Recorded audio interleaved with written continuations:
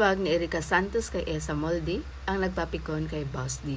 Kaya inawat agad ito ni Caitlyn Viray.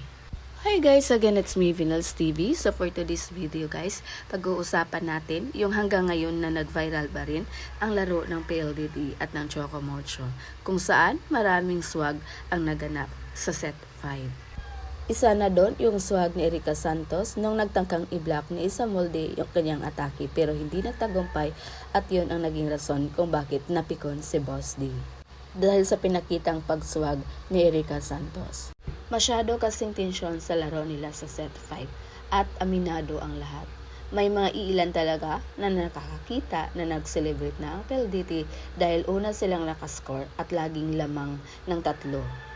Kaya hindi talaga maiwasan na mapikon ng isang tao lalo na pag sobrang intense na ng laro. Kaya kinabahan si Coach Dante, nagtawag ito ng timeout para makausap ang kanyang mga players. At isa doon sa masinsina niyang kinausap ay si Boss D para pakalmahin ito at hindi masira ang kanilang game. Sayang kasi yung momentum na meron sila at para na din makapag-isip ng mabuti si Boss D para sa game na yon. May mga netizens na nagkomento at ito yung iilan sa mga sinasabi nila.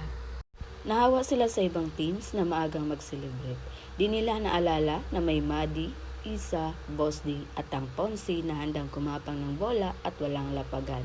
Lalo kay Sisi, unstoppable talaga siya.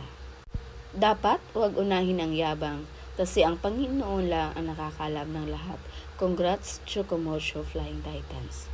Tuloy natalo sila sa CMFT kasi ang yayabang nila nakahanap din ng katapat. Go lang OB team.